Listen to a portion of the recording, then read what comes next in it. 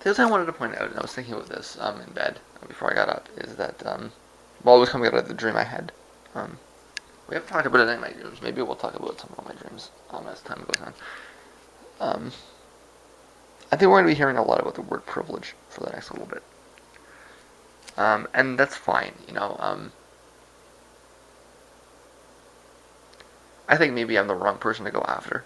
Um, I mean, I'm a leftist. I believe in equality. I even support the idea of reparations. Um, we might have a different idea of what that means, but I would support reparations. Um, I, I think that there's a lot of things that we can do on a social basis to address racist issues that we haven't. Although I do think the major issue is class rather than race, and that the reason that you're obsessed with it being about race is because you're brainwashed to think that.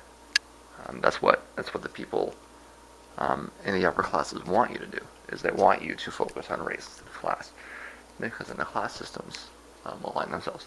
And the truth is that if you're one of the people that are attacking me about privilege, chances are that you actually agree with the upper classes on that.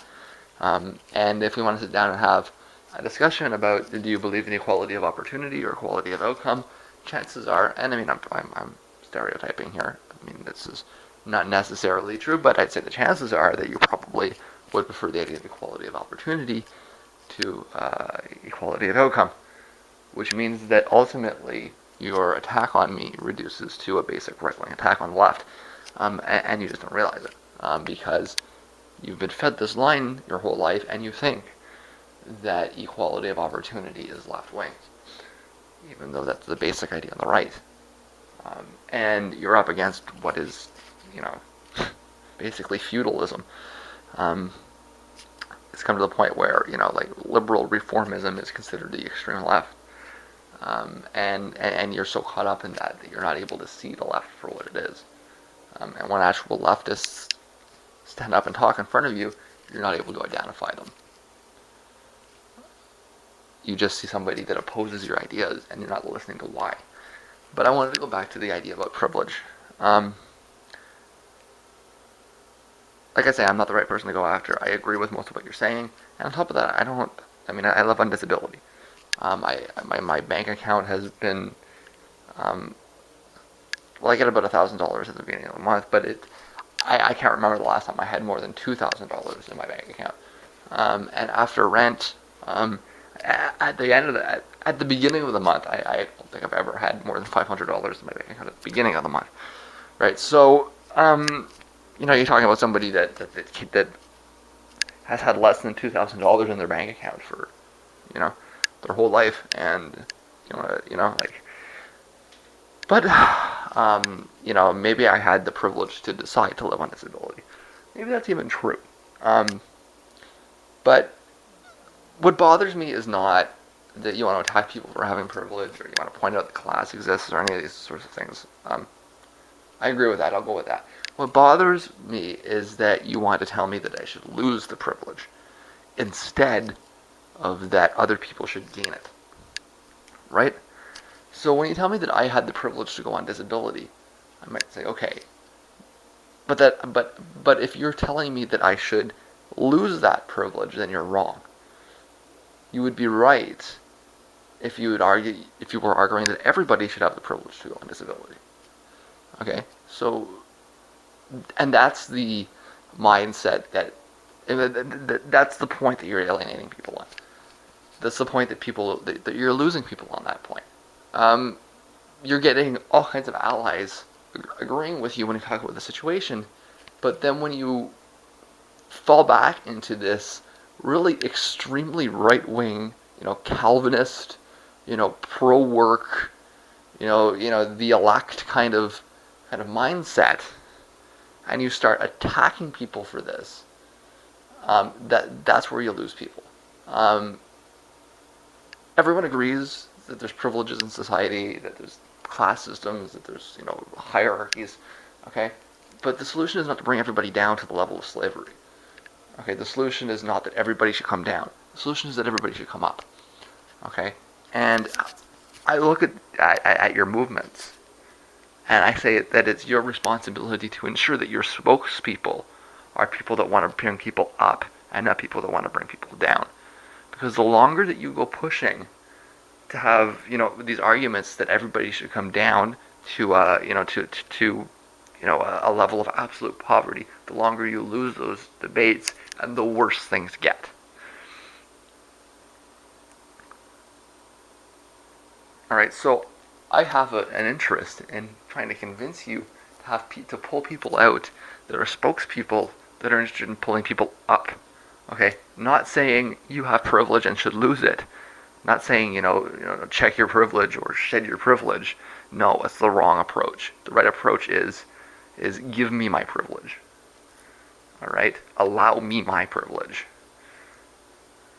Let me up. Okay, because otherwise you're enforcing those divisions. Okay, the left is supposed to be about abolishing hierarchy, not about enforcing it.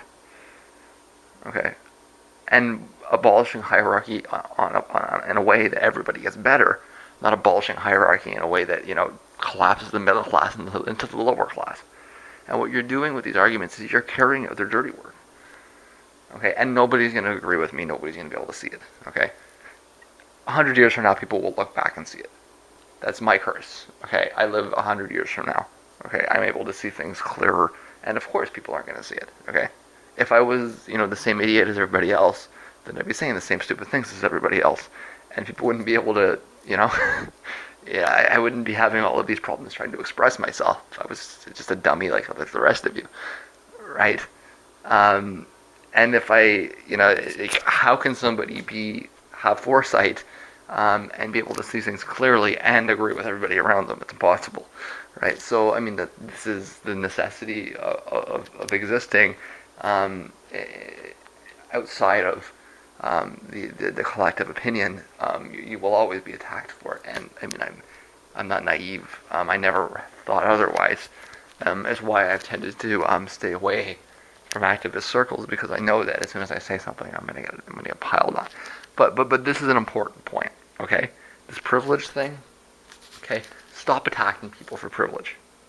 The more you do that, the more you isolate and alienate yourself. Okay, what you need to do is you need to present arguments that say that if someone else has, it's not that somebody has privilege is the problem, it's that somebody lacks privilege. That's the problem. Okay, and make sure that that's the focus. Like I said, otherwise you're just continuing to enforce a hierarchical-based society. You're continuing to enforce society that certain people are better than others, and you're trying to find your way into something rather than trying to smash something down, which is what they want, which is why they focus on these other characteristics rather than on the important one, which is class. Okay, and there's going to be a lot of conflict. What I'm saying about this whole privilege thing, there's going to be a lot of conflict over the next couple of months between Bernie supporters that are all about class, and as it's going to turn out to be. And this is maybe you might want to sit down and think about this for a second. But what's going to end up being Clinton supporters that want to push this critical race theory? It's going to be the establishment that's pushing the CRT down, and it's the groundswell that's pushing up a class base. And when you think about that for a second, it should make you realize who it is that's right and who it is that's wrong, because that's exactly what they want. It's it might be the case that Clinton is trying to capitalize on it.